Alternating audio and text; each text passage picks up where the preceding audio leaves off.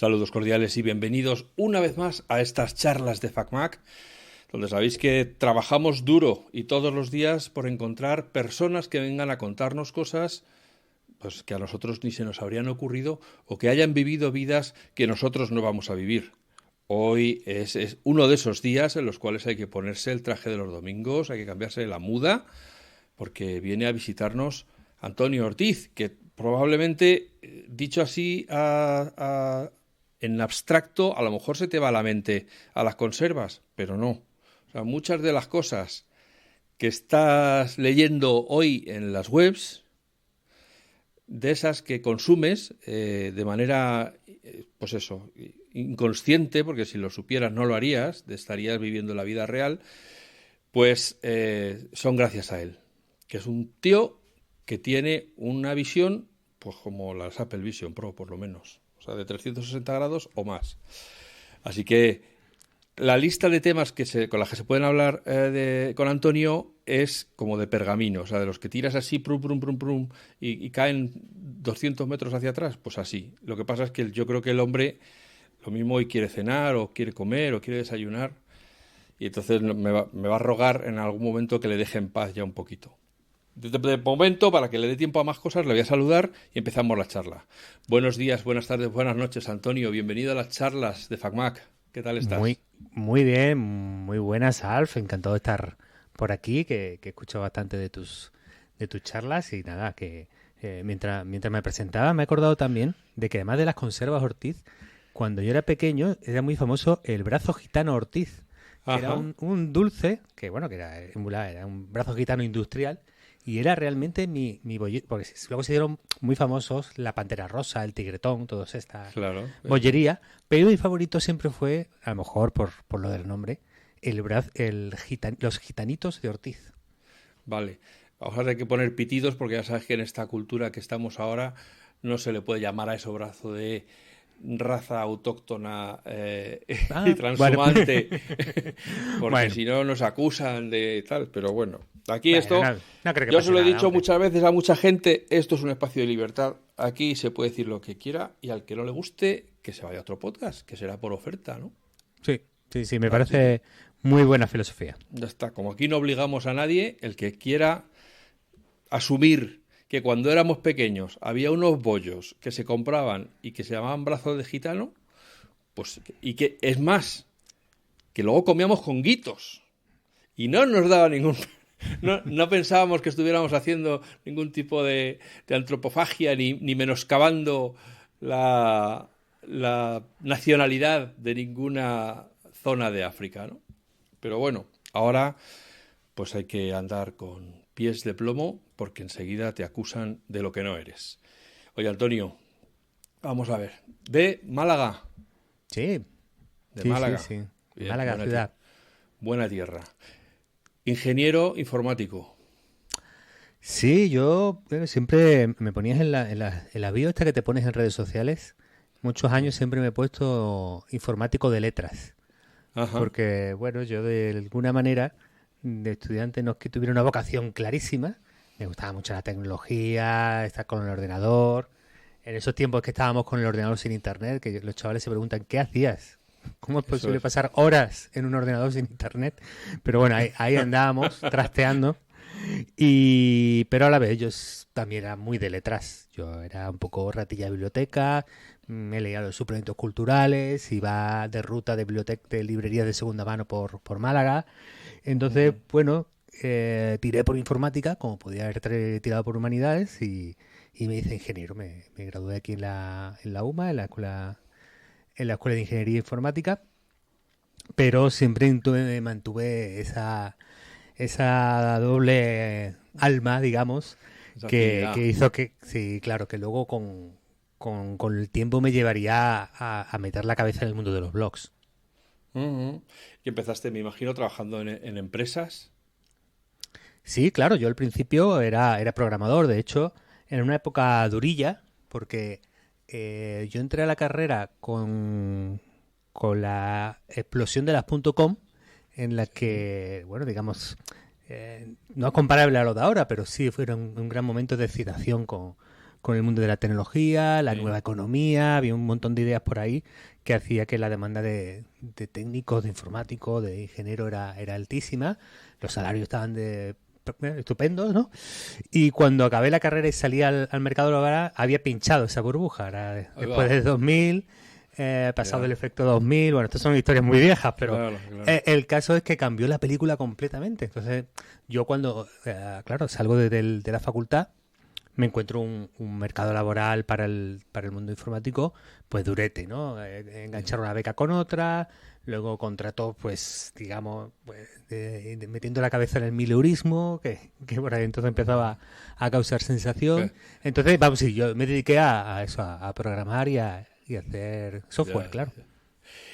Y además, a lo mejor hasta durante la carrera hasta tuviste oportunidad de empezar a trabajar.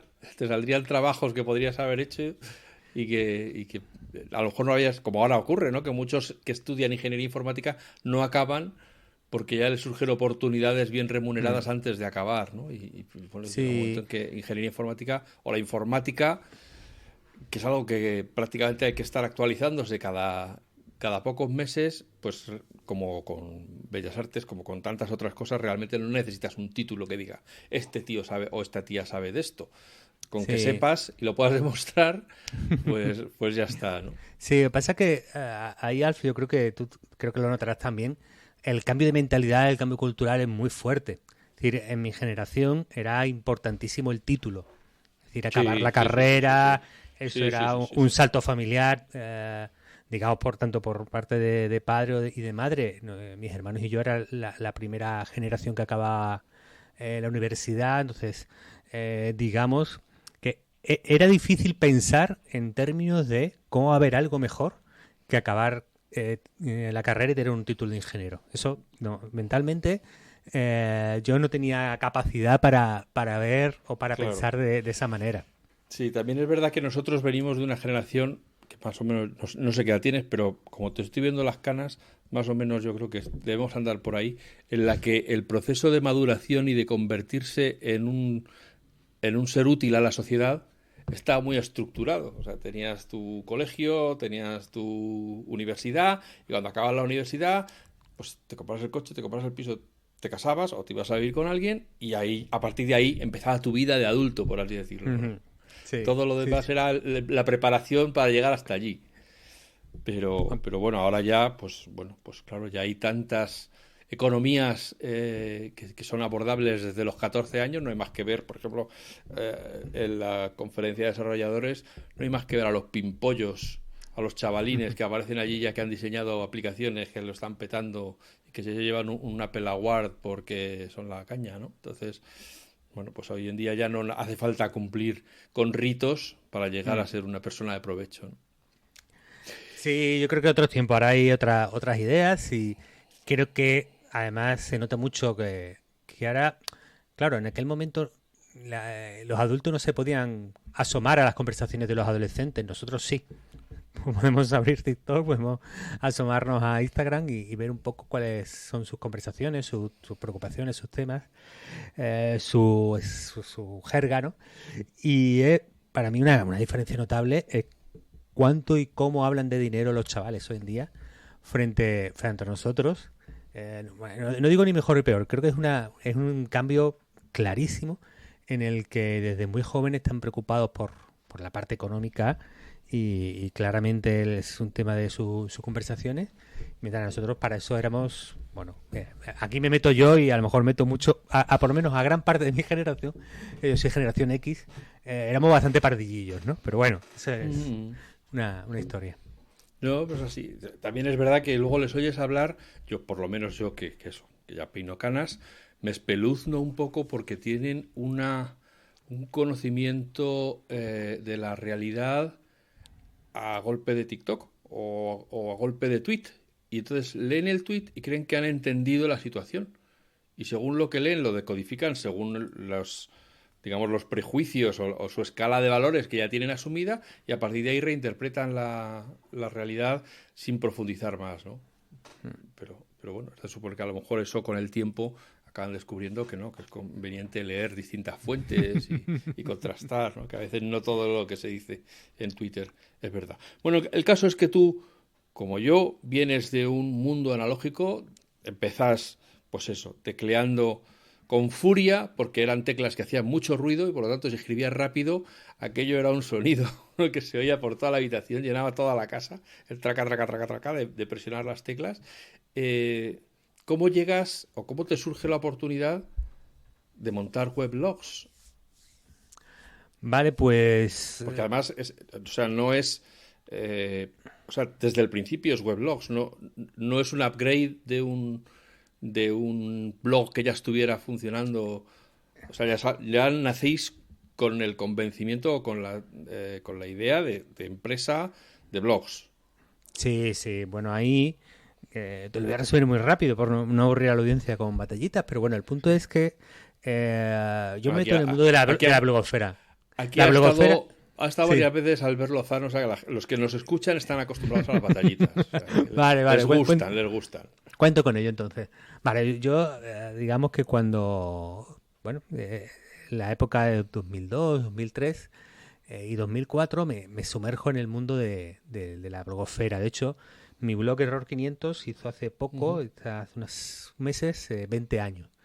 Claro, hay que poner un poco las cosas en contexto. La blogosfera de principios de los 2000 era el primer fenómeno emergente en el que los pobrecitos habladores, ¿no? Los ciudadanos anónimos, teníamos una posibilidad de tener nuestro canal de emisión en Internet.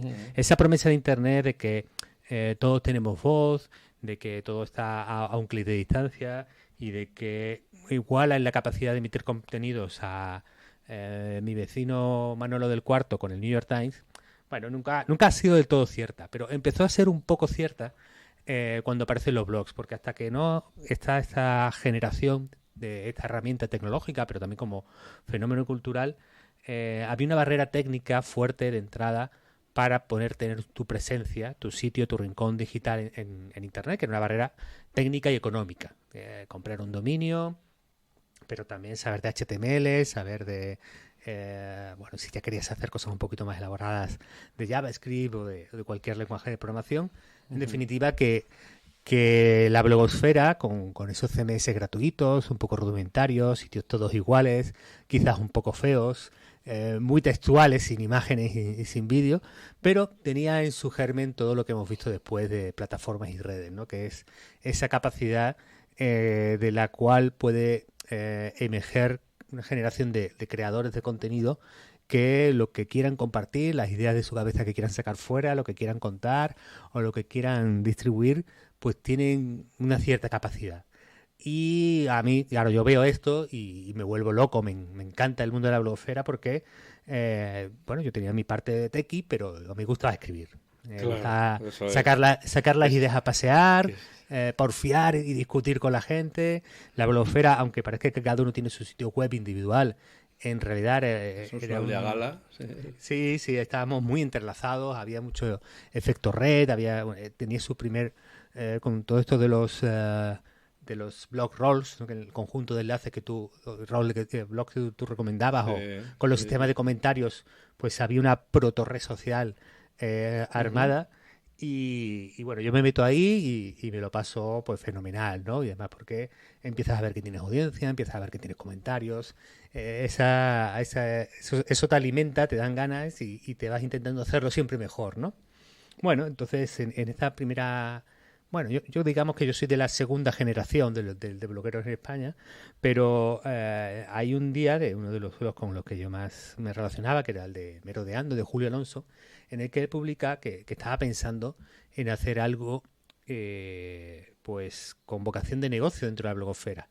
Y aquí entra otra característica de aquellos tiempos que es reseñable. Todo esto era un fenómeno 100% amateur. Claro.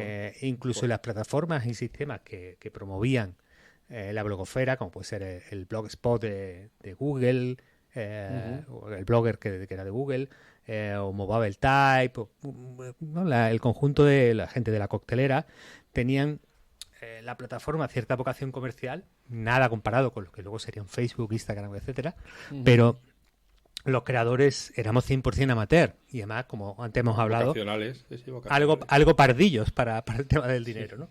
Sí. Bueno, el caso es que la propuesta de Julio, él tenía muy, muy echado el ojo a los americanos que iban como un año por delante, que eran Weblogs Inc., que es el grupo de blogs de Calacanis, que tenía Engadget, por ejemplo, que era el rey de la tecnología en aquella época, y también lo de Nick Tecton con Gawker Media, que tenía, a su vez, pues tenía Gawker y tenía Gizmodo, tenía una serie de cositas también, ¿no?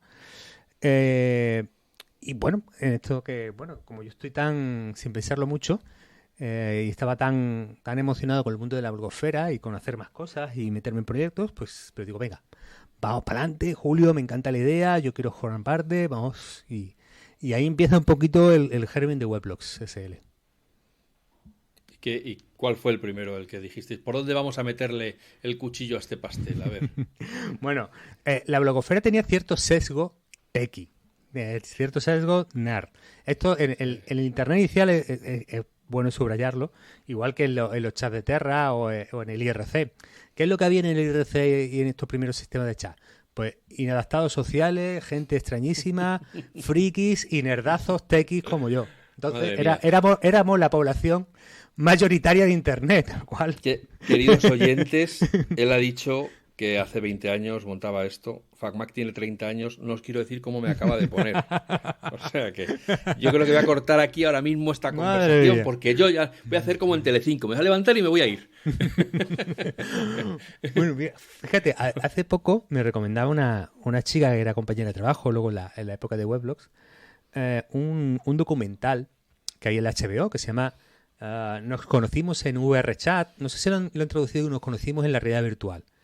Y me recordaba un montón, Alf, yo creo que merece la pena verlo, porque me recordaba un poco el ambiente del IRC original. Es decir, ese ambiente, pues eso, que los que buscábamos estar chateando a las 2 de la mañana con el IRCAP instalado en los sistemas de IRC, en los canales, algo teníamos. Es decir, el común general igual que ahora lo común normal es tener Instagram, y a lo mejor el de extraño es el que no participa en ese juego de la imagen y de la proyección del éxito de la vida propia.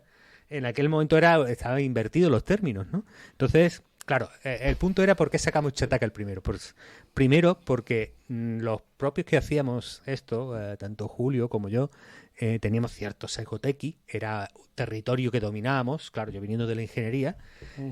Dos, porque el público objetivo, el usuario de Internet, estaba bastante decantado, bastante sesgado hacia la tecnología, por lo tanto también tenía sentido. Y tercero, porque hay una parte de la filosofía editorial que teníamos muy clara. Y esa filosofía era que invertíamos también ciertos términos con respecto al medio tradicional. Y el medio tradicional casi siempre se basaba en que primero tú te formas como un buen comunicador, como un buen especialista en las tareas de comunicación, porque haces periodismo, porque haces comunicación audiovisual, porque haces luego un máster y una beca dentro de un medio de comunicación, y luego, si acaso, te especializas. Entonces, dominas la comunicación y luego con los años vas aprendiendo del tema que te toca cubrir. Y nosotros invertíamos los términos. Nosotros queríamos gente, entre comillas, como yo, es decir, gente que la tecnología la conociera, la entendiera, la supiera desde dentro, la contara desde un conocimiento, porque al dirigirnos a un público experto, creíamos que era la aproximación que teníamos que tener.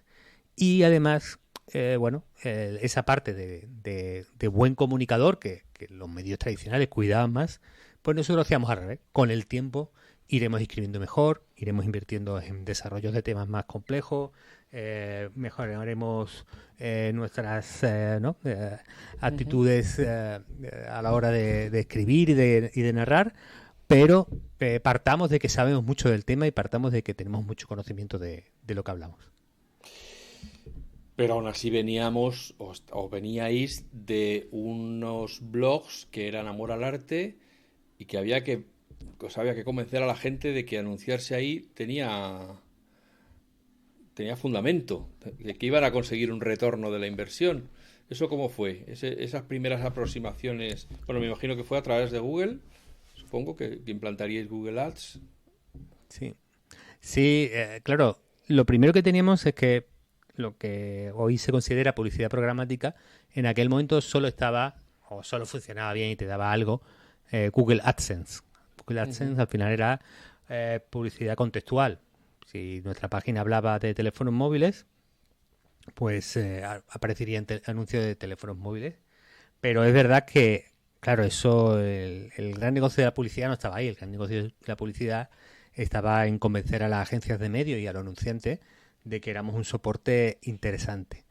Claro, estos años fueron duros. ¿Por qué? Porque había algunos elementos a la contra, que era, bueno, la revista de papel, y la revista era nuestro gran rival. Es decir, medios especializados, temáticos, nosotros empezamos con tecnología, pero luego saltamos a bebé, a motor, claro. Las revistas tenían demostrados números, relaciones históricas con agencias y marcas, eran súper conocidos, entonces, bueno, era digamos, no te equivocas si pones tu publicidad en Pez Actual en esa época, claro, ¿no? Es donde lo pone todo el mundo, ¿no? Bueno, ese era un elemento que íbamos un poco a la contra. Luego la revista, con la crisis de 2008, ya fue otra cosa, ¿no? Fue más problemático. Pero bueno, el punto es que éramos un medio muy nuevo, muy desconocido, que había que explicar, que blog, cuando le llegaba a veces alguna marca, dice, sí, esto es lo que escribe mi primo, que pone ahí sus cosas, y le sonaba, claro, al fenómeno masivo y amateur que realmente llegó a ser la blogosfera. Pero luego también hubo otra oleada que jugó a favor nuestro. Aparte de que encontramos gente que comercialmente nos supo contar y nos supo explicar, eso fue clave en el éxito de Weblos, que estas personas consiguieran ayudarnos. Luego hubo una parte una ola a favor, que era, bueno, también en el mundo de tecnología y en el mundo de la agencia había las que querían hacer algo innovador. Hay las que querían hacer algo nuevo, las que querían experimentar, las que querían decirle a su representado, a su marca, a su anunciante del que eran responsables, te voy a llevar al futuro, ¿no? El futuro va por aquí y yo te voy a llevar de la mano, por lo tanto, parte del futuro van a ser estos medios digitales y deberíamos probar, ¿no? Entonces, esa parte, yo creo que ese efecto novedad de los blogs nos benefició. Que además me imagino que las empresas de tecnología fueron las primeras en entender que ahí había un público que iba a prestar mucha más atención que otro que cogía una revista accidentalmente. Claro, el punto es que, fíjate, los primeros y las primeras que lo entendieron fueron la gente de comunicación. Hubo mucha directora y algún director de comunicación que fueron los primeros que entendieron, oye, que esta gente está subiendo, está emergiendo, y tenemos que hacerles caso y empezar a trabajar con ellos. La gente de comunicación no es la que te compra publicidad, pero sí es la que te invita a un evento, sí es la que te cede un terminal para que tú puedas hacer pruebas, ¿no? Y me acuerdo que por ejemplo, Nokia en su momento fue una marca que de las primeras dijo, joder, este fenómeno va por aquí, tengo que hablar con esta gente y tengo que incluirlos, o HP, o no, como estoy recordando a marcas sobre la marcha, y la verdad es que eso también nos ayudó un montón. Eso es el momento ilusionante, me imagino, de ver que la cosa empieza a pitar, que no estabais equivocados. Tienen que ser todavía de esos momentos en los que miras atrás y te regodeas así un poco en esos momentos de felicidad perfecta en la que ves que tu idea está cristalizando, ¿no? Yo creo que el día que más celebramos fue, que es de una ingenuidad, ¿verdad? El día que más celebramos fue un día que conseguimos 1000 usuarios únicos en Chataca, que fue a los pocos meses. El medio fue para arriba bastante rápido, pero en nuestra ingenuidad, ahora Chataca hace millones y millones de usuarios al mes, ¿no? Pero aquel día que hicimos 1000, dijimos, jolín, lo tenemos. Es decir, la gráfica está clara, ya hemos llegado a 1000, ya a partir de aquí todo va a ser miel y rosas. Pero bueno, no fue tanto. Crecimos muchísimo más con muchas dificultades, pero sí. Esa parte de crear un proyecto y ver que funciona y que tienes la posibilidad de sumar gente y gente talentosa se viene contigo. Claro, eso es una de las grandes satisfacciones de montar algo, claro que sí. ¿Y el miedo al segundo lo experimentasteis? O sea, ya habéis tenido un primer blog que era un éxito, que ya había conseguido, no voy a decir 1000, porque seguro que tardasteis algo más en sacar el segundo, pero ya se veía que Shataka era un éxito. Decís, pues venga, que esto es blogs SL, aquí tiene que haber más de uno. Vamos a abrir el segundo. ¿Cuál? A ver, dilo tú que a mí me da la risa. ¿Cómo fue ese momento de vamos a estrenar, vamos a convertirnos en red? Bueno, fíjate que no lo pensamos demasiado y no esperamos demasiado. Teníamos un poco la idea de que teníamos muy claro de que tenían que ser muchos medios. Lo segundo que teníamos claro era que, bueno, la barrera de entrada era pequeña, porque al final para nosotros montar una nueva instancia de nuestra plantilla, cambiar el diseño, era técnicamente fácil. Lo costoso era crear el equipo, ponerlos en marcha, empezar a probar, pero en aquel tiempo éramos súper ágiles y teníamos ritmo casi de un lanzamiento al mes. Es decir, empezamos a meter la quinta marcha porque nuestra impresión era que las temáticas había que testarlas, había que probar rápido para saber cuáles sí y cuáles no, y que en ese sentido eso nos podía hacer diferenciar y nos podía ayudar muchísimo si entrábamos rápido en las temáticas y lo comprobábamos y lo entendíamos. Entonces llegaron GenBeta, llegó Apple Esfera, llegó Vida Extra, llegaron, bueno, esa primera playa de blogs en aquel momento de weblogs y la verdad es que no lo pensábamos muchísimo, sino que más o menos, más bien éramos tiroteadores natos. Francotiradores. Sí, Ahí va. sí, sí, sí. ¿Y con cuál? A ver, ¿cómo te voy a preguntar lo que siempre se preguntan estas cosas? ¿Cuál es el blog de la red que fracasó y que te dio más coraje porque decías, joder, esto me hubiera gustado que funcionara? ¿Cuál tuviste que cerrar muy a tu pesar? Bueno, ¿O has tenido que cerrar? pues pensándolo, quizás, hombre, me dieron mucha pena tanto Hipersónica como Notas de Fútbol, que ambos eran dos de los que me gustaban mucho y cada uno tuvo casuísticas muy diferentes. En Notas de Fútbol nos equivocamos, creo que claramente negociando con el equipo. Nosotros tenemos un primer tipo de acuerdo con los editores, luego fuimos a otro modelo en el que el 99% de nuestros colaboradores lo vio como positivo y a favor de ellos también y les gustó mucho, pero Notas de Fútbol no lo veía claro. Entonces nos fuimos muy poco flexibles con ellos y era un equipo de un talentazo brutal. Eran gente realmente muy buena, ¿no? Que luego ha brillado en otras páginas y en otros medios, ¿no? Entonces, fíjate, porque no... Bueno, también es verdad que la aproximación al fútbol que teníamos nosotros era totalmente... bueno, creo que no tenía tanto mercado como nos hubiera gustado. Era una aproximación más menos forofa, más distante, más analítica y Ya, que por ese mismo, ¿no? Por esa capacidad nos gustaría contar historias chulas de fútbol, quizás su vocación no era precisamente masiva, ¿no? En una temática que ya. no tiene anunciantes propios, ¿no? No al final el que va a anunciarse al fútbol es el que quiere ir al gran público, ¿no? Bueno, ese fue un fracaso y luego Hipersónica que me gustaba mucho porque me gustaba la música, los grupos, tal, y que, bueno, estaba mucho en una línea musical muy indie, muy independiente y que luego lo bueno es que el equipo ha seguido. Es decir, nosotros cuando cerramos Hipersónica, dijimos, pues lo queréis quedar, os damos el dominio, os damos el proyecto y los contenidos históricos y si queréis vosotros seguir con él, pues adelante. Y ahí y siguen, ¿eh? Están ahí Girando todavía. hipersonicando todavía. Fíjate. ¿Cuál es el blog que te ha sorprendido, que ha triunfado y tú te parecía que eso que no, que bueno, que lo hago, pero sé que lo voy a tener que cerrar y resulta que no, que sí que prendió. Jolín, qué buena pregunta. Eh, Mira, donde yo a lo mejor no tenía esa sensación tal como la están contando, ¿no? No he sacado nada de lo que yo fuera pues poco creyente y al final haya sido un gran éxito, ¿no? Pero quizás el territorio en el que menos tranquilo estaba yo lanzando algo era Tendencias, que era un site de moda femenina, una revista Ujú. femenina con moda, lifestyle, etcétera, porque claro, si vamos a un territorio antagónico de la tecnología, ese original Claro, en el que nosotros estábamos tan claro. seguros y éramos tan fuertes, pues si acaso era tendencia.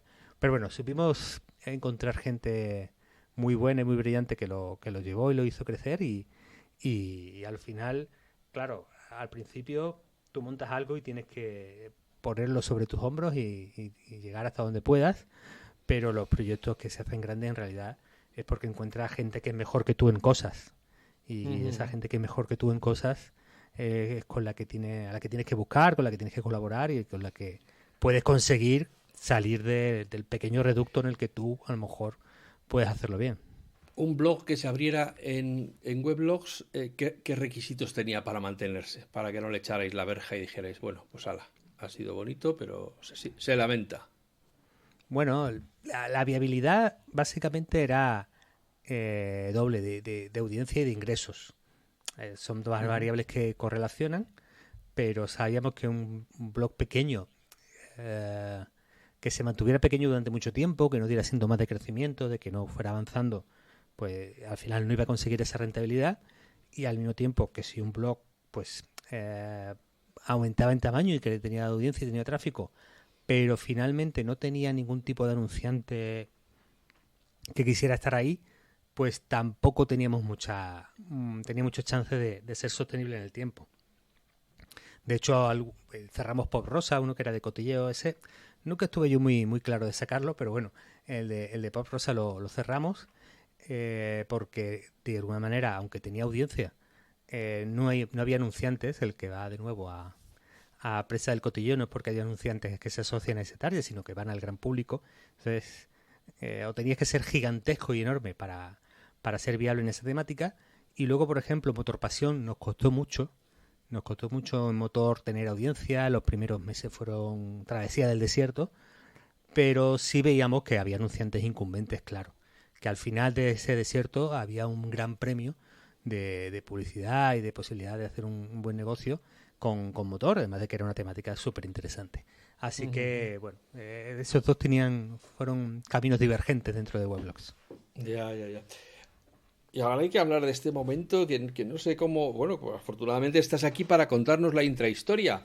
Weblogs, Weblogs se vende, lo compran, se fusiona con Webedia. ¿Cómo me lo vas a A ver, véndemelo. ¿Cómo fue eso del proyecto español que tiene la red de blogs? De repente entra en el paraguas de una multinacional. Bueno, hay que estar un poco también en la cabeza de los fundadores, que nosotros los últimos 3 4 años hicimos una cosa que nos ayudó a constatar nuestros propios límites. Es decir, nosotros abrimos México, sacamos Chataca México, Motorpasión México, Vida Extra México, varios verticales allá y, y viajamos y tenemos muchísima presencia allá. Tenemos también que se llama un country manager, montamos un equipito, sí, hacemos una apuesta. Cuando lleva México 2 años, bueno, los económicos son duros, ¿no? México es un país difícil para entrar. Ujú. Luego hacemos un primer viaje explorador a Colombia. Y dijimos, venga, nuestro gran futuro, o nuestro gran salto es tener presencia multinacional. Pero no nos daba, Alf. No nos daba, no llegábamos. Ya la complejidad, la dificultad de escalar y de montar un gran negocio en España nos consumía. Si nos distraemos mucho con fuera, pues desatendíamos lo local y no podía ser. Al mismo tiempo, teníamos desafíos técnicos del cambio tecnológico, del cambio de narrativa, de la emergencia de plataformas, del cambio generacional de nuestra audiencia, de cómo llegar a los jóvenes. Y si al final no atendíamos a México o Colombia, pues tampoco iban a salir. Eso solo pones allí el logo de Chataca y eso va para adelante, eso no sucede así, ¿no? Total, que de alguna manera nosotros, los socios, digamos, que llevábamos Weblogs, nos llegamos a la conclusión de que, oye, es que hemos pasado de pequeña empresa, del típico empresa de tamaño familiar, a mediana empresa, ¿no? Teníamos más de 100 empleados, bueno, andaríamos por ahí, ¿no? Teníamos un volumen de negocio considerable, crecíamos año a año, no todos los años, porque hubo años de crisis que fueron duros, pero el patrón general era de crecimiento, pero ya sabíamos que más que ya de una empresa de ese volumen, de ese tamaño, centrada en España y poco más, era lo que teníamos entre manos. Entonces era un momento de constatar la realidad de que 14, 15 años después habíamos llegado donde habíamos llegado y ya llega a ser remar para quedarte prácticamente en el mismo sitio, y es donde aparece un actor que es esta empresa francesa, que es Webedia, que viene con intención de compra, ¿no? Que viene con la cartera. Viene con la cartera. Bueno, en los años anteriores habíamos tenido muchísimos acercamientos, ¿eh? Es decir, a gente que había sondeado, que había llegado, que había preguntado. Con ninguno llegamos, ¿no? Como, si me permite la analogía, a hacer manitas. No habíamos llegado con ninguno a una relación muy intensa. Pero esta gente... Pero esta gente es formal, es formal. Cuando viene en serio pero yo te tengo que hacer la pregunta del que ha visto crecer Weblogs y dice, ¿por qué? O sea, ¿por qué no era suficiente España? O sea, erais la repera en España, teníais un montón de temáticas que podíais haber seguido expandiendo a medida que aparecieran nuevos temas, etcétera. ¿Por qué ese? O sea, es simplemente por the next big thing, porque se suele decir, por seguir creciendo, crecer por crecer. No, es que España se nos queda pequeña, tenemos que cruzar para allá, venga, a las carabelas. Plus ultra, Alf, plus ultra. Claro, bueno, sí, pues... por eso. O qué, es que, porque al final acaba ocurriendo, bueno, que dices que en vez de comprarlos, os vendisteis vosotros. Pero si no, es que si os quedáis solo en España, nos quedamos pequeñitos y nos van a acabar comprando. O sea, ¿por qué esa pulsión por abrir otras filiales en Latinoamérica o en Hispanoamérica? Vale. Fíjate, yo creo que tiene que ver un poco con las personalidades que éramos, ¿no? Tanto Julio como yo, luego en la que llevaba la agencia con Olga, Clas en la parte técnica, la primera línea que teníamos también. Creo que teníamos una cultura y una personalidad de ir un poco al ataque, ¿no?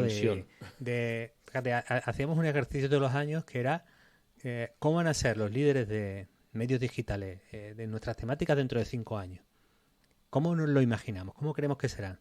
¿Y qué tenemos que hacer nosotros para parecernos a esos que creemos que van a ser? ¿Y qué cosas tenemos que hacer ahora para estar en ese camino? Es decir, siempre teníamos esa pulsión un poco, no sé si llamarla emprendedora. Yo nunca me considerado demasiado emprendedor, pero bueno, teníamos esa pulsión de que joder, pues nosotros si tú no estábamos... emprendedor, macho, de un ingeniero informático que monta weblogs, que lo vende a una multinacional, y ahora seguiremos, o sea que esta historia no se acaba aquí. O sea, no me seas modesto. Me refiero un poco en el arquetipo que se ha montado de emprendedor. Pero bueno, sí, tienes toda la razón, Alf. El punto es que creo que teníamos un equipo y una mentalidad y una cultura de empezadores de cosas, ¿no? De ir al ataque, de crear, de avanzar, de hacer crecer, que era un poco en el ADN. Entonces, al final, bueno, por ejemplo, ¿por qué no sigo yo en Webedia?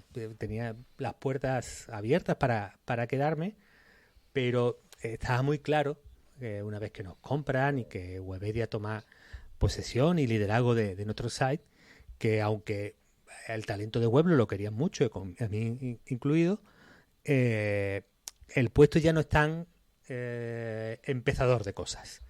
Ya no es tanto diseñar esa estrategia de cómo vamos a hacer en el futuro, qué cosas vamos a abrir, ¿no? Toda esa parte bajaba, y la parte de ejecución y de conseguir resultados con lo que tenemos ahora, el de vamos a quedarnos como estamos, vamos a exprimirlo bien y vamos a ejercer este liderazgo y a sentarlo y hacerlo mayor, pues esa parte era la que cobraba protagonismo. Y por personalidad y por a lo que me gusta a mí, a lo que yo me dedico y cómo soy, pues claro, no era mi puesto, era el puesto de otra persona. Entonces, fíjate, tampoco es que nosotros estuviéramos ahí infelices de la vida, ojalá venga a comprarnos a alguien y vamos a ponerlo a la venta y vamos a... Hay gente que busca, pues eso, consultoras que se dedican a moverte en el mercado para intentar colocarte a compradores. Nosotros no hicimos eso, desde luego, pero lo que sí es que cuando llegó esta empresa, que era Webedia, nos pilló en un momento que dijimos, bueno, tenemos que verlo y tenemos que pensarlo. Y bueno, llegaron con tres cosas que nos convencieron. Una es que con una claridad de números y de valoración que creíamos que era un precio justo. Otra era con un discurso y una filosofía de editorial y de empresa que creíamos que tenía buen encaje con nosotros. Y tercero, también venían con medios líderes, venían con 3D Juegos o venían con Sensacine, que eran justo temáticas en las que nosotros nunca habíamos conseguido el número uno. Nosotros tenemos número uno en tecnología, en bebés, en motor, alguna vez lo hemos tenido, pero no consistentemente. En moda estábamos muy cerca. Teníamos varios número uno en España y Latinoamérica en nuestros verticales, ¿no? Uh-huh. Pero en esos no, entonces era muy claro que la complementariedad y el encaje apuntaban a ser buenos, ¿no? Porque al final el número 2 o el número 3 lo llevas mal. O el 1 o a la puta calle. No, eso no sé qué empresa era, creo que era Lenovo. Tenía esa filosofía que ellos se metían en un mercado y si no podían estar entre los tres primeros de ese mercado y veían que eso no lo iban a conseguir, pues se salían y para afuera. No, bueno, es que es verdad que hay una prima económica muy fuerte para el líder. Si tú eres el líder en una temática, tienes la influencia, tienes la audiencia, tienes la marca poderosa en esa temática, la capacidad atractora de atraer talento para trabajar contigo, para atraer marcas que quieren invertir o hacer, colaborar también o hacer comunicación. La parte de negocio que ya tienes por la audiencia, pero también una prima del que se gasta una publicidad, quiero invertirla en el número uno, quiero estar en el mejor medio de esta temática, ¿no? Entonces esa prima por el número uno, digamos, merece la pena, ¿no? Es un mero resquicio de ultra competitivo, que también puede ser que lo haya, pero que es verdad que estar en las posiciones de liderazgo en los verticales era y es muy relevante. Mm-hmm. Ahora que nadie nos oye, ¿te has arrepentido alguna vez de decir, joder, si es que me tenía que haber quedado yo con lo bien que estábamos ahí y seguir peleando en la plaza de toros? Había construido la plaza, había conseguido los toros, tenía los toreros, marcaba yo las normas y ahora de repente, ¿qué voy a hacer yo con tanto tiempo libre? Bueno, mira, ahí hay una parte, pues sé que estar ahí dentro es un camino duro a veces, pero otras veces no, ¿no? Entonces, hace cafeína, poco claro. se publicó el ranking de GFK de medios en España. Y Chataca está el número 4. No está el número 4 de tecnología. No está el número 4 de especializados. En especializados y en tecnología está el número 1. Está el número 4 de medios de comunicación en España. Está por encima del Marca, está por encima del ABC, está por encima de El Diario. Es decir, Chataca ahora mismo es una bomba de audiencia, de éxito editorial y, joder, yo me siento tan orgulloso del equipo, de la gente que se ha quedado ahí, que lo está levantando, que casi todos han estado conmigo también, ¿no? Y joder, ese día me hubiera gustado estar con ellos celebrándolo, claro que sí. Entonces esos días digo, ay, qué pelusilla, me gustaría estar ahí, que hoy sería día de celebración. Luego me acuerdo de los días durísimos, de los días problemáticos, los conflictuados, y digo, bueno, no pasa nada, me voy a alegrar en la distancia igualmente, los siento como míos, no pasa nada. Eso, claro. Antes has mencionado lo de la motorpasión, los bebés, etcétera, porque una de las cosas en las que sigues, si yo no estoy equivocado, es en una empresa que se llama Ceptual Media, sí, que a la sazón hace revistas en papel. Tócate el pie. O sea, el fundador de Weblogs está en una empresa que hace revistas en papel. No hace revistas de papel, no, te explico, Alf. Mira, Webedia compra Weblogs, pero no compra todos los medios de Weblogs. Hay unos cuantos medios que nos dice, mira, de momento no, pero quizás en un par de años sí. ¿Vale? Vale. Vamos a seguir llevándolo todo junto. Cuando vuelvan a tirar de billetera, ¿no? No te preocupes que aquí te espero. No, pero el caso es que pasan los 2 años y Webedia dice, mira, no. Se ha acabado este tiempo en el que Me lo he estado pensando y bueno, ahora las circunstancias son otras, nuestra estrategia y nuestros planes van por un lado y no incluyen Motor y BDs o el blog Salmón o Diario del Viajero, no estamos ahí, ¿no? Entonces, lo que hacemos los antiguos socios es decir, bueno, estos medios siguen siendo medios muy competitivos y de cierto éxito, así que vamos a buscar un equipo para poder defenderlos, hacerlos crecer y mantener esta línea. Entonces, no estoy en el día a día de estos medios, metido en las redacciones y trabajando con ellos. Estoy un poco más a media distancia, digamos, ayudando un poco en la estrategia editorial y de negocio. Y bueno, mantengo cierta relación con el grupo, pero no es tan intenso como la época de Weblogs. ¿Y no te tienta abrir nuevos blogs? Empezar a cubrir otras tendencias, porque claro, la actualidad y la tecnología y el no sé qué no para de expandirse como el universo, así que hay permanentemente nuevas temáticas que piden a gritos que alguien se ponga en serio y ahora en cuanto pasemos esta batería de preguntas vamos a empezar a hablar de estos temas. Pues bueno, de alguna manera sí, de otra no. Es decir, hay una cosa, y lo hablaba en la cena con dos profesionales del mundo de los medios que estaban por aquí por Málaga y quedamos a cenar juntos, ¿no? Y hablamos justo de esto. Y Antonio, ¿tú cómo eres? ¿Cómo es que nos estás montando un montón de cosas? Una empresa de medios otra vez, no sé qué. Y mi punto es, todo este mundo del Internet, de los grandes números, de las grandes audiencias, de ser un éxito en Google, en YouTube, en TikTok, ¿no? en las plataformas mediadas por algoritmos, tiene una lógica y un incentivo determinados que nos llevan a una realidad de unos medios también con una lógica determinada. Es decir, esta lógica de el negocio está ligado a la cantidad de audiencia y la cantidad de audiencia está sojuzgada por una serie de algoritmos que te empujan a hacer un tipo de contenido, con un tipo de titular, con un tipo de enfoque. Toda esa guerra, bueno, pues eso ya lo hemos hecho y lo hicimos, ¿no? Y lo hicimos más o menos bien y creo que mantuvimos unos estándares de calidad y de búsqueda de hacer las cosas bien, bueno, de los que yo personalmente estoy contento y orgulloso. Pero yo no quiero ahora mismo seguir en esa batalla. Es decir, mi lectura y mi estar en la sociedad y en Internet pasan mucho más por cosas artesanales, pequeñas, independientes, hechas con más cuidado, con otro tempo, es por fuera de las relaciones que sojuzgan algoritmos que nos ponen a competir en quién llama más la atención.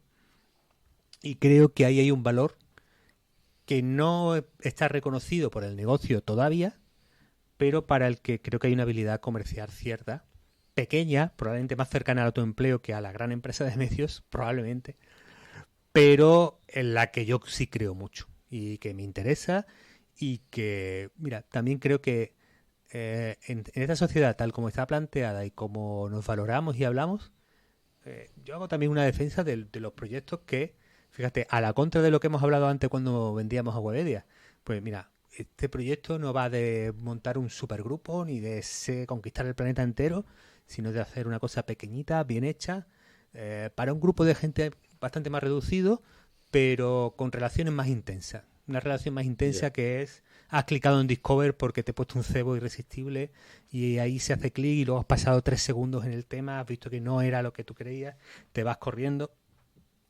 Bueno, ese no es el punto en el que yo estoy ahora, sino estoy en el punto de otro tipo de conexiones y estoy buscándola en otros géneros, en otros modos de hacer.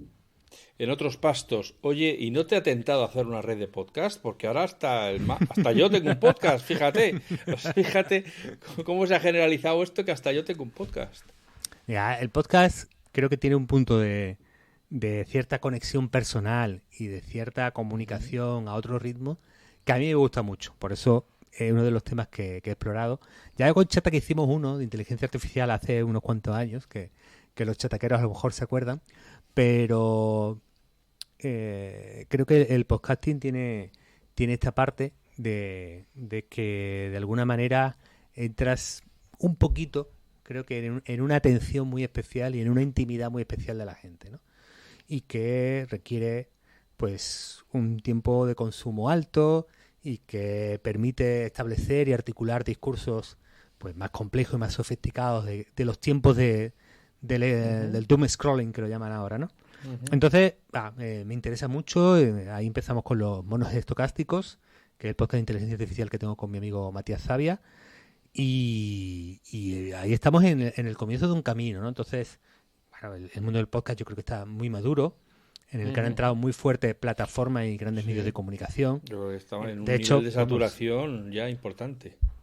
De hecho, a mí me llama muy la atención, me hace mucha gracia. He ido a algún evento y me resulta muy llamativo, ¿no? Porque, claro, nosotros hacemos un podcast muy indie. Aquí estamos Alf, tú y yo, cada uno en nuestra casa, con nuestro micro, old school, ¿no? Es un poco como totalmente. Los podcasts originales, ¿no? Pero ahora es un poco como, y eso no de verdad no es podcasting, porque no tenemos un productor de sonido y un ambientador de audio especial, ¿no? Claro. ¿no? Ni ponemos efectos por el camino. Por el camino, ¿no? Y de alguna manera, a ver si menospreciar el trabajo de esta gente que están haciendo algunas cosas también estupendas y que cada uno tiene su espacio, pero a mí me gusta reivindicar esto del podcast un poco indie, un poco a la antigua, que nos permita a los pobrecitos habladores, que antes nos permitió en algún momento escribir y llegar a gente, pues ahora nos permite conversar, ¿no? A mí del podcast me gusta que es como la arcilla, es que lo vas moldeando, lo tienes tú entre las manos, haces con él lo que tú quieres, lo llevas tú con tus preguntas, aparte de que vas profundizando Cuando hemos empezado a hablar teníamos una relación, ahora tenemos ya otra relación, porque llevamos un rato hablando, nos hemos contado cosas que a lo mejor, si te lo hubiera preguntado nada más empezar a hablar, me habrías dado una evasiva o me habrías dicho, no, pues todo fenomenal, tal. Entonces, me gusta esa maleabilidad, esa sensación de que estoy haciendo algo con mis manos que no existía antes y que cuando lo acabe va a ser único e irrepetible, ¿no? Entonces, pues yo por eso creo que el podcast es tan adictivo y tan reconfortante, ¿no? Y tan gratificante. Te tengo que preguntar, ya que lo has mencionado también, por los monos estocásticos. Ya te decía antes, fuera de antena, como se dice en la radio, que ese día el grupo de usuarios de estudio de marketing para el nombre no estuvo muy fino, a los que cogisteis para que os ayudaran a elegir la marca del podcast, monos estocásticos. Por si acaso alguien está intentando memorizarlo, que no lo va a escribir bien a la primera, que sepa que es monos estocásticos. Primero vamos a explicar qué es estocástico, porque la gente va a pensar que es algún tipo de problema psicológico o algo. También es posible. Escuchando el podcast lo concluiría rápidamente. Bueno, ahora en serio, Alf, hay un paper muy famoso en la breve historia de la inteligencia artificial moderna, considerando moderna la que digamos, se cobija bajo el paradigma de las redes neuronales, que luego daría el machine learning y el deep learning, ¿no? Bueno, el paper ahora no me va a salir el nombre completo, pero bueno, hacía alusión a que estas inteligencias artificiales eran como loros estocásticos, ¿vale? Estos sistemas que ahora conocemos con ChatGPT o con BART, estos grandes modelos de lenguaje para las autoras, que eran varias señoras, les resultaban que eran esta especie eran como un loro, porque aparentemente hablaban, pero sí no tenían entendimiento de nada de lo que estaban diciendo, y además eran estocásticos porque, digamos, eran sistemas no deterministas, están gobernados por cierta aleatoriedad, no pueden ser predicha la salida de un sistema de este tipo. Caos y aleatoriedad. Sí, sí. Entonces, este paper tan curioso de los loros estocásticos, quisimos darle un poco la vuelta, ¿no? Que era, leo mucho a un filósofo que se llama Richard Dennett. Daniel Dennett. Joder, lo leo mucho y le he cambiado el nombre. Sí. Perdona. Debería leer la portada primero para saber cómo se llama. Bueno, pues Daniel Dennett es un pensador un poco provocador, ¿no? Y a veces flirtea con el concepto de que nuestra conciencia es una ilusión que tenemos de control y de identidad que ha sido útil evolutivamente, y por eso tenemos esta sensación de que nosotros somos nosotros, ¿no? O más bien dicho, de que cada uno es cada uno. Entonces, claro, bajo esa premisa o bajo esa visión, quienes podíamos ser unos monos estocásticos seríamos también nosotros, ¿no? Entonces, juntando la crítica de la inteligencia artificial con no tomarnos demasiado en serio, pues salió la idea gracieta de monos estocásticos, que no le gustó a nadie, excepto a la hermana de Matías, que nos edita el programa. Y por lo tanto, claro, ahí se acabó la discusión. Gustándole a ella, dijimos, bueno, claro, tenemos que enfocarnos en un nuevo público. Aquí está Agostina. Pues por allá fuimos. Pues oye, vamos a ver, la inteligencia artificial. ¿Esto qué es? ¿El apocalipsis zombie? ¿O es que nos ha venido Dios a ver? Porque yo estoy ya un poco confuso. O sea, en las charlas de FacMac que nos hemos ocupado ya en varias ocasiones de esto de la inteligencia artificial, intentando, bueno, desmontar un poco el tremendismo. Vamos a decir la contraola. Vino la ola de guau, cómo flipa, y luego parece que los propios inventores y todo el que estaba un poco al loro empezó a decir, oh, pero cuidadín, que esto hay que matarlo antes de que crezca, que si no nos va a comer people. Entonces, cuéntame de tu pedazo de mono estocástico, ayúdame a opinar, confórmame la opinión. A ver, ¿qué hay que decirle a la gente, a estos pobres incultos que nos escuchan, que solo leen, como hemos dicho antes, los TikTok y los titulares de Twitter y con eso tiran para adelante? ¿Qué les decimos de la inteligencia artificial? ¿Tienen que estar acojonados? ¿Tienen que estar, bueno, nadando y guardando la ropa? ¿O tenemos que ir a muerte con esto? Es que es un debate que se puede atacar desde tantos puntos de vista. Aquí empieza otro podcast. Para el que no se haya dado cuenta, aquí empieza otro capítulo. Bueno, aquí se puede hablar de tanto frente. Claro. Yo, mi impresión, Alfa, es que ahora mismo a cualquiera de la tecnología le acompaña una ola 10 veces más grande de lo que se llama el hype, ¿no? La exageración de las expectativas, que además es un hype que antes era amateur y ahora es un hype profesional. Es decir, antes pues, había entusiastas de la tecnología que, bueno, tú que has cubierto el mundo Apple lo conoces bien, ¿no? Que ante cualquier promesa, cualquier posibilidad, pues ya había una gran excitación, digamos una tendencia a la hipérbole, esto lo cambia todo, esto es el punto y aparte de la historia. Bueno, ya está, hombre, no es para tanto, ¿no? La humanidad lleva ya muchos meneos dados. Y ahora esa ola de hype es profesional. Es decir, hay negocio en ser un adalid de esto lo cambia todo, te voy a dar las guías, como no hagas este curso te vas a quedar atrás. Es decir, hay como una economía gracias a las plataformas y a toda la presencia online que permiten alrededor del hype, y por lo tanto no es que esté ya instaurado, sino que está enormemente sobredimensionado. Mi impresión con la IA es que en todos los temas que estábamos hablando hemos sobreestimado y sobreestimamos lo que va a pasar en un año y quizás subestimamos lo que va a pasar en 10, que es lo que generalmente pasa con todo cambio tecnológico que realmente tenga cierta envergadura y tenga cierta importancia.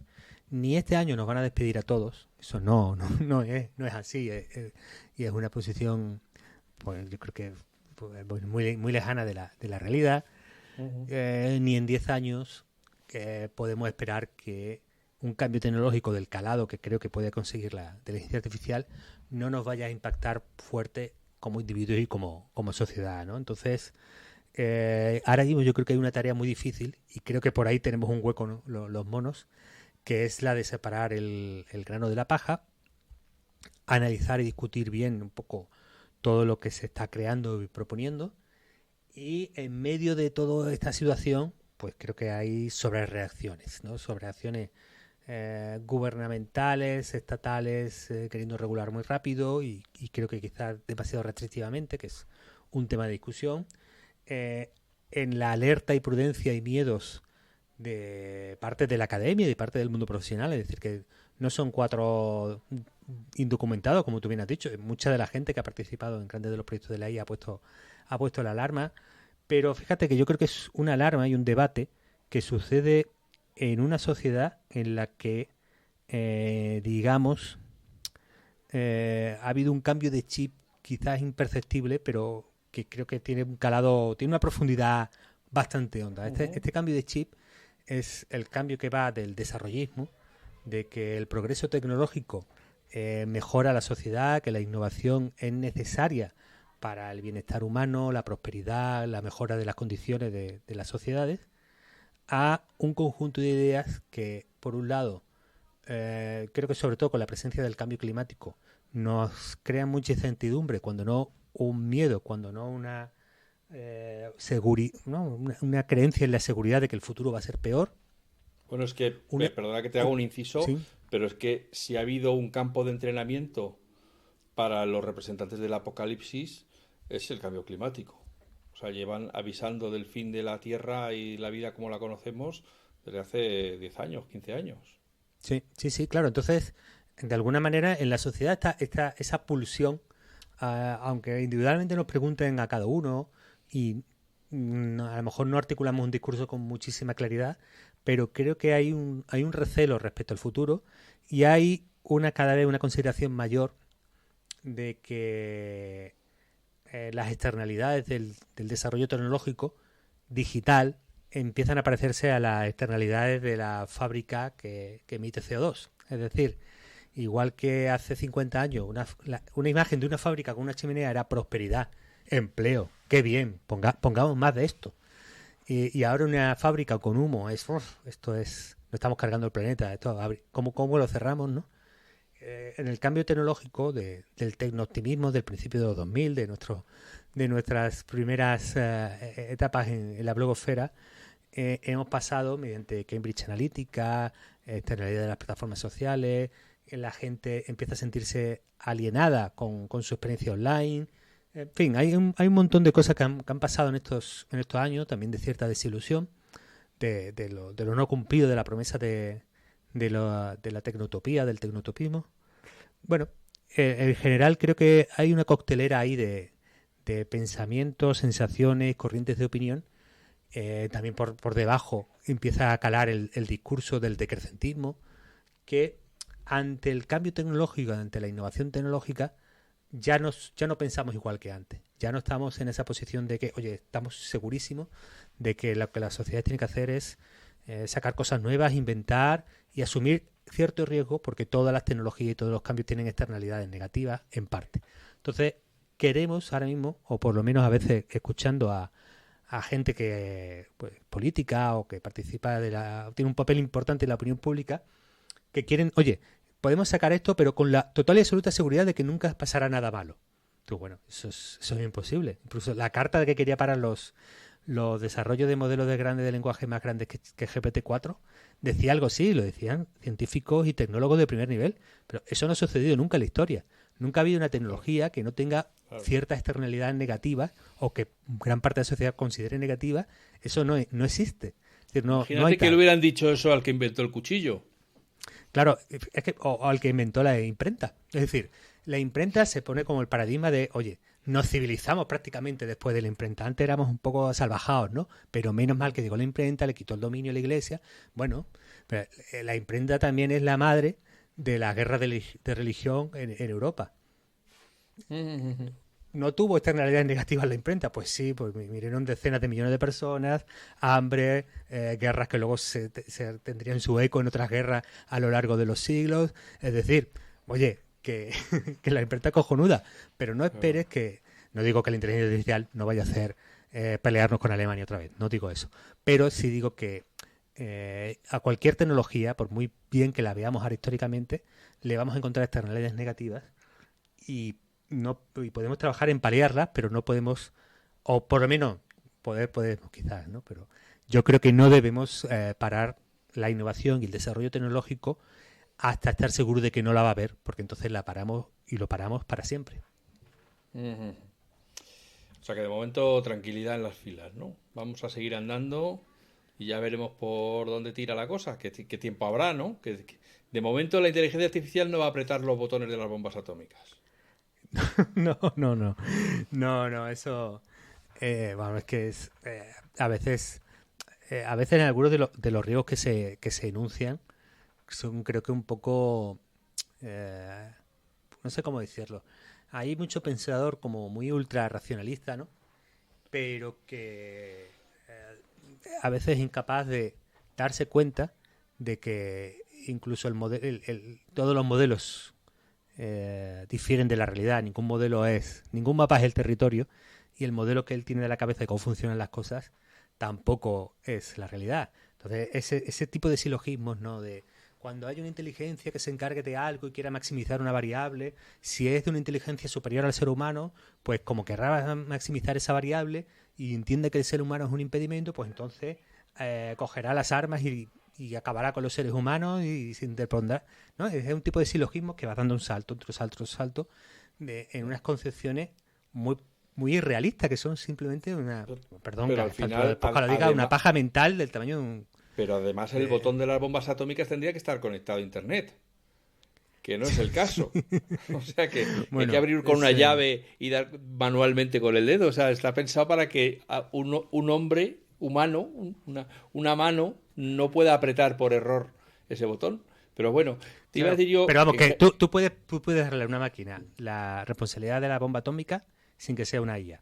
Tú puedes decir, venga, escribe un algoritmo para para controlar las bombas atómicas. Es decir, ya lo puedes hacer. Es un debate aparte.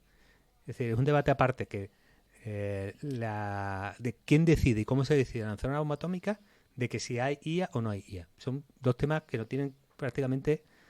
bueno, se pueden relacionar en algún momento, pero ya podríamos programar un algoritmo para controlar las armas. Eso no ni requiere ni tiene ni necesita la inteligencia artificial.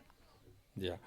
De todas formas, es que en general a la gente con la que yo hablo de gente de la calle, claro, cuando te repiten un argumento de estos de es que esto de la inteligencia artificial va a ser un desastre, le preguntas ¿por qué?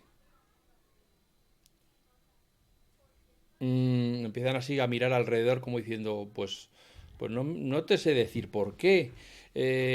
Por las fake news, porque van a falsificar. Y le digo, ya, pero ¿no estuviste ayer 2 horas pasándotelo fenomenal con una aplicación que envejecía a la gente y que les ponía una sonrisa y a los hombres los convertía en mujeres y a las mujeres los convertía en hombres? ¿No estás disfrutando de la inteligencia artificial con esas alteraciones? ¿Qué quieres? ¿Que ahora que no exista esa aplicación por si acaso algún día a ti te dicen que estás entrando en casa de una señora que no es tu mujer o tu señora está entrando en casa de un señor que no es tu marido?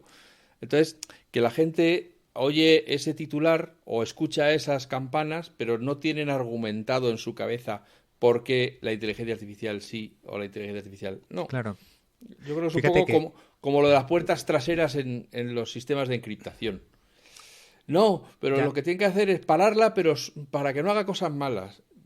Ya, pero es que no se pueden separar las malas de las buenas. Si lo abres, lo abres. Y si lo cierras, lo cierras. Mira, hay dos cosas de lo que estás diciendo.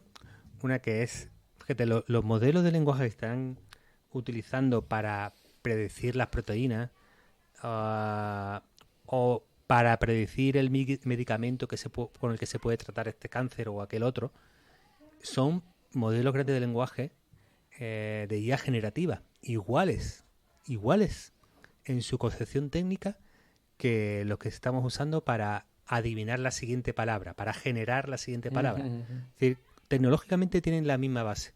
Si paras uno, lo paras.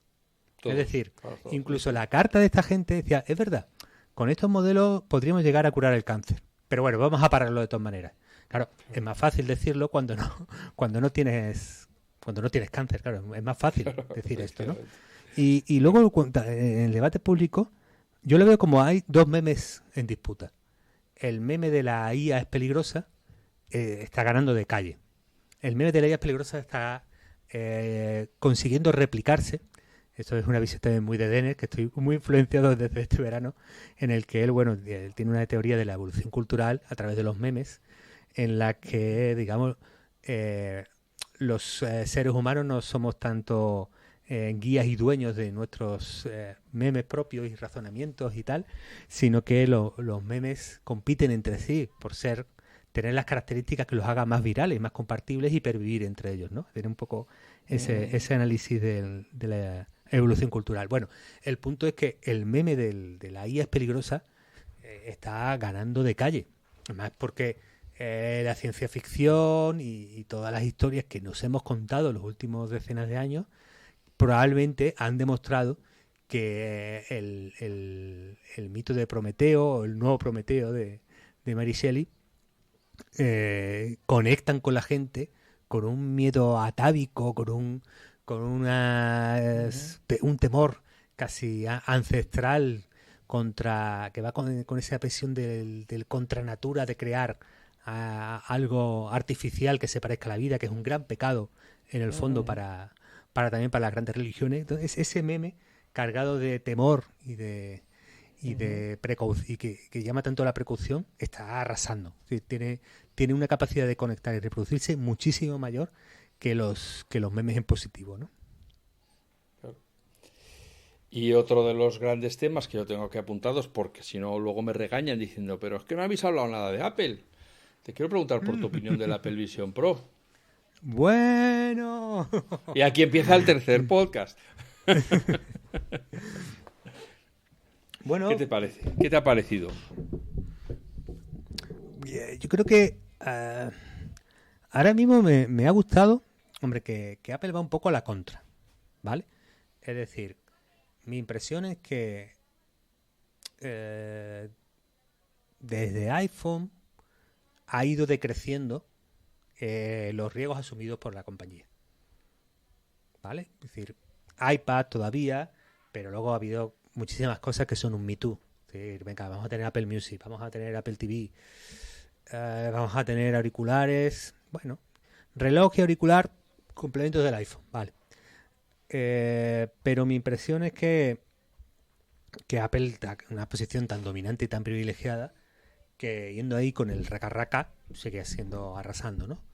Y que tiene una, pues, que voy a contar a la gente de FabMac, ¿no? Esa fidelización del público, esas barreras de salida, todo muy bien hecho para seguir siendo hegemónica durante muchísimo tiempo, ¿no?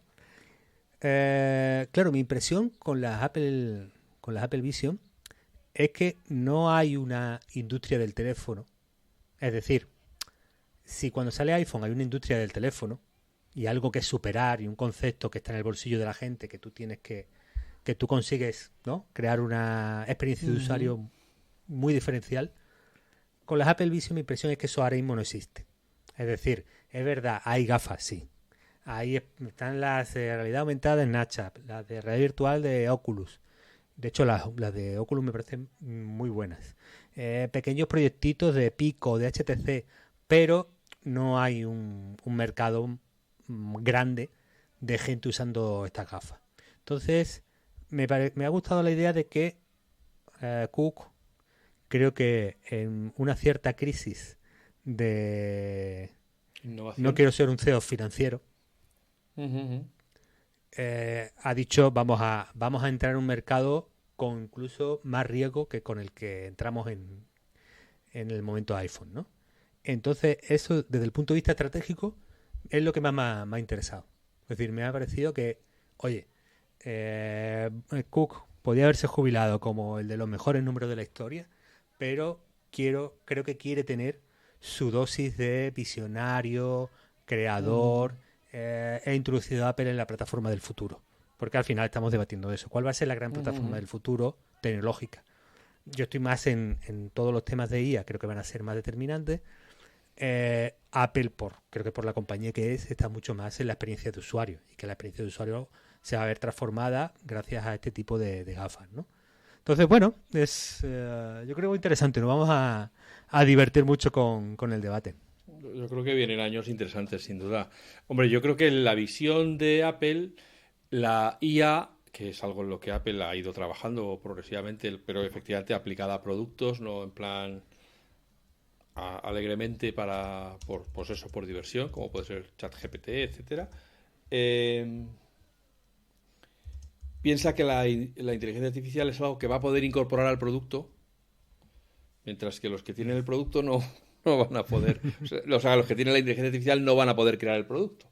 O sea que Apple siempre va a poder desarrollar todo lo que hagan en inteligencia artificial, lo va a poder incorporar a sus sistemas operativos, a su software, a sus dispositivos, Mientras que los que tienen la inteligencia artificial pues no van a poder crear unas Apple Vision Pro o unas Sí, creo que OpenAI además Vision.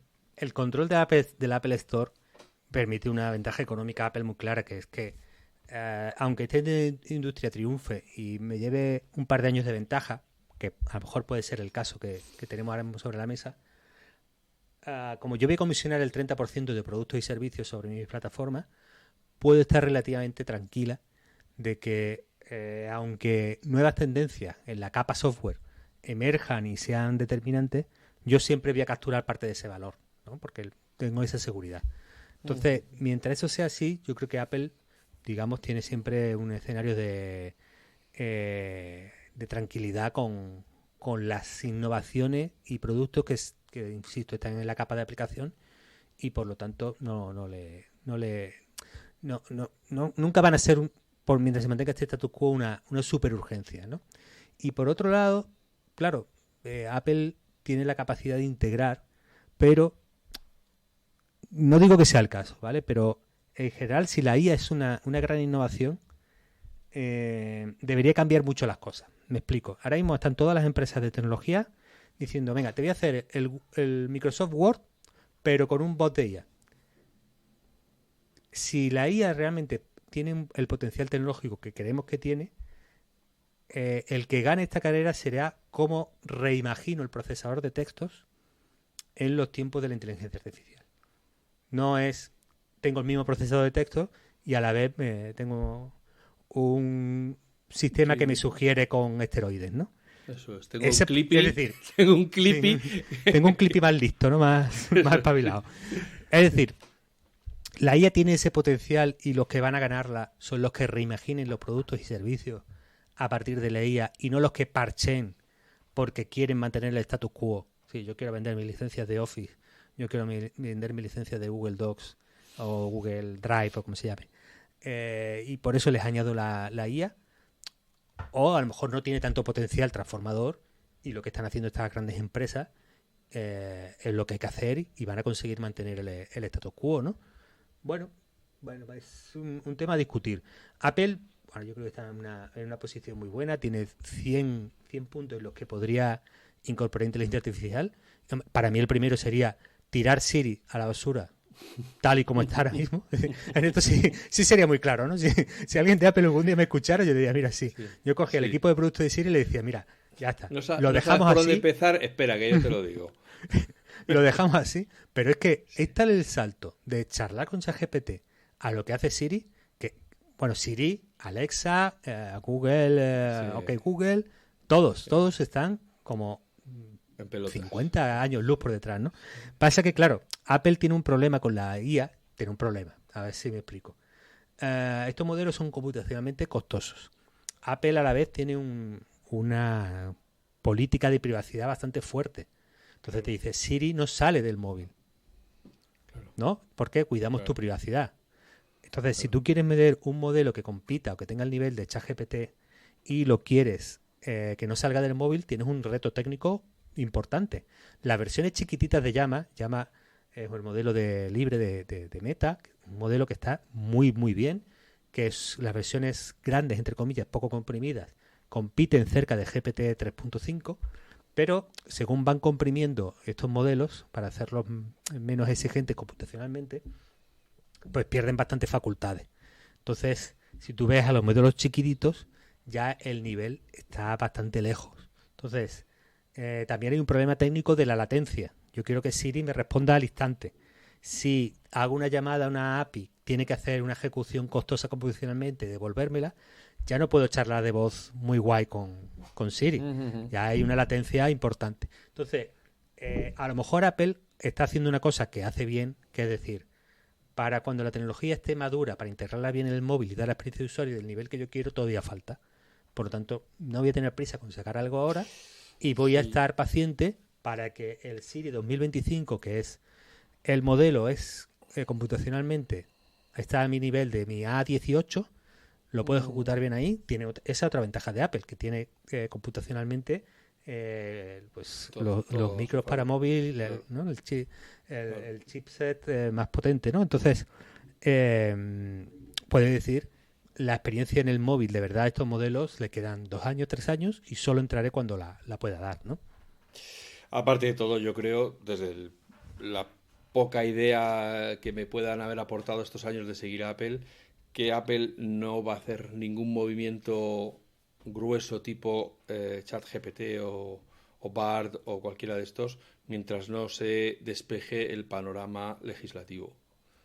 Hasta que no quede claro qué se puede alimentar, qué no se puede alimentar, y cuando lo haga seguro que habrá firmado acuerdos de retribución compensatoria con el New York Times, con el Washington Post, con el Wall Street Journal, con la Wikipedia, con tal, para asegurarse de que nadie va a decir que Apple se ha choriceado los datos de no sé quién para alimentar sus inteligencias.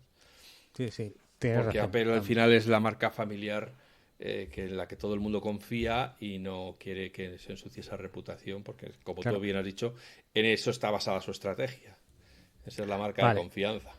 Eso también le mete una problemática, que es el control de estos sistemas. Es decir, se gasta mucho tiempo y energía los OpenAI, los Google de la vida, en controlar las respuestas de estos bots.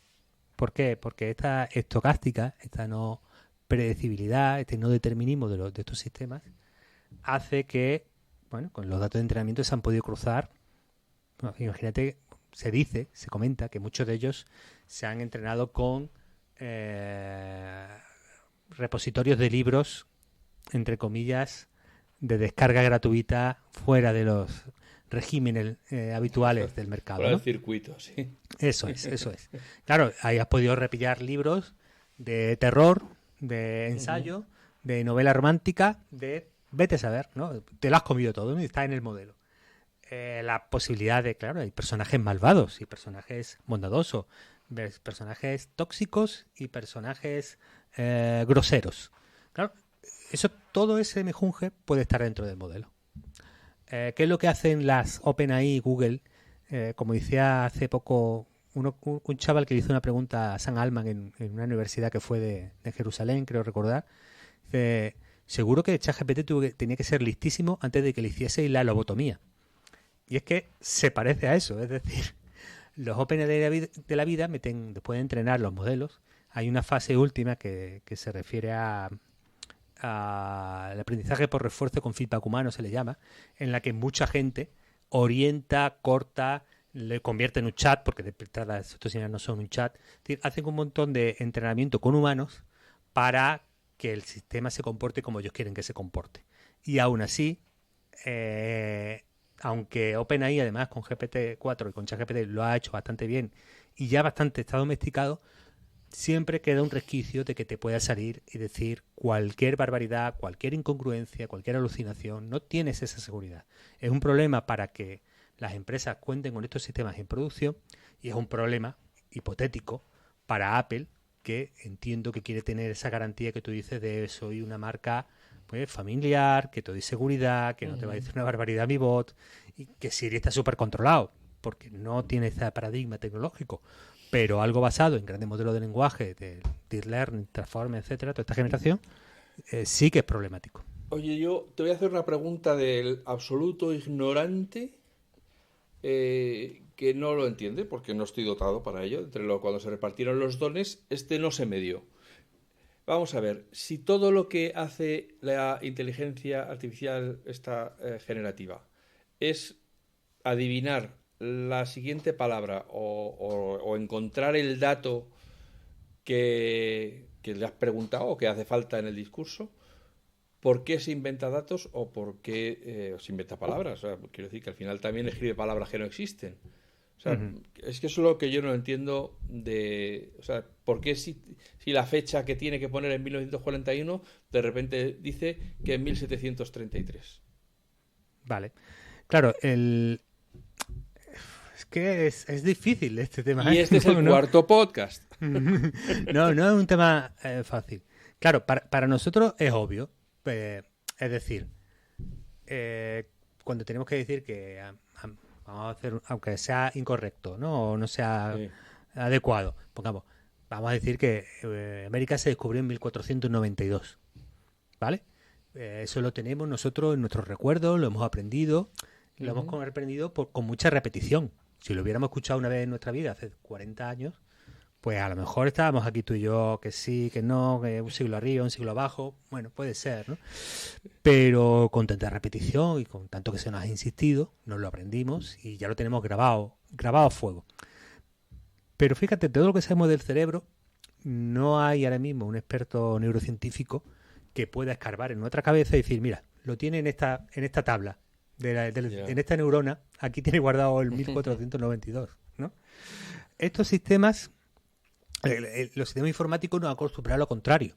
Cuando el sistema informático, de alguna manera, accede a datos, hace una consulta, una tabla en que los datos están estructurados, están, digamos, escritos en algún sitio, ¿no? Tienes una base de datos de, venga, momentos históricos. América, pues, descubierta en 1492. Pues solo tendría el sistema que consultar esa tabla. Entonces, un poco el paradigma de los sistemas expertos, que es una IA de inteligencia artificial viejuna.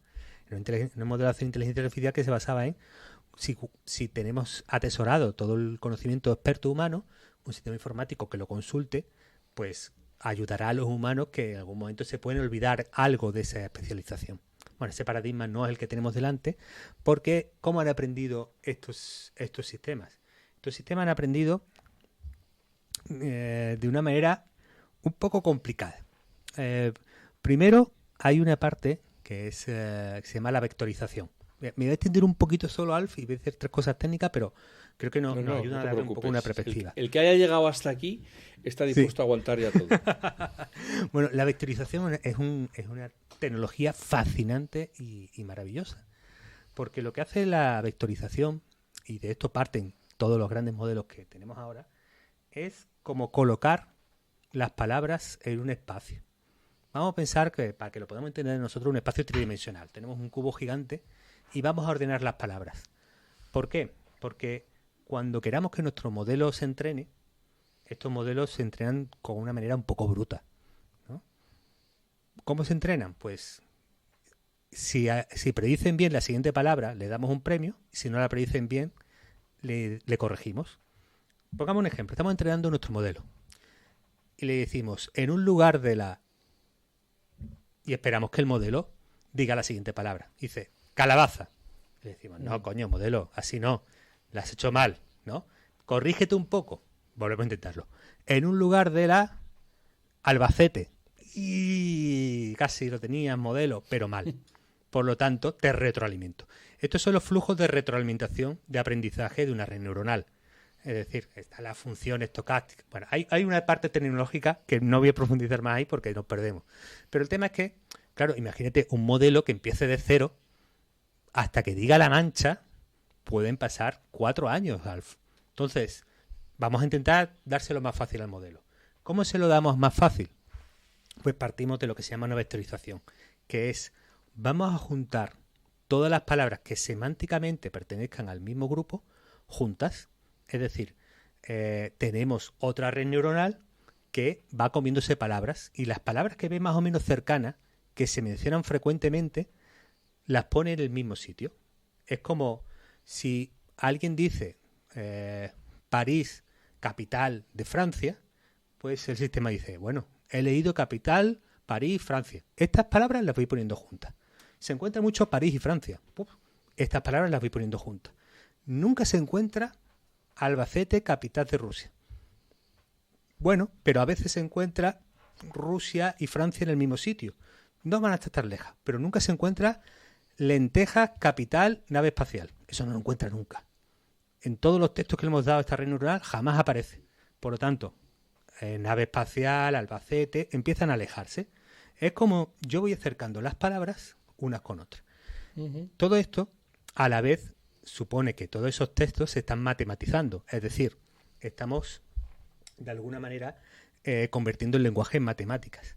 Y luego, esto nos da lugar a que podemos empezar a hacer operaciones matemáticas con las palabras. Es una cosa muy curiosa el decir que si tú pones Francia más capital, el sistema es capaz de calcular París.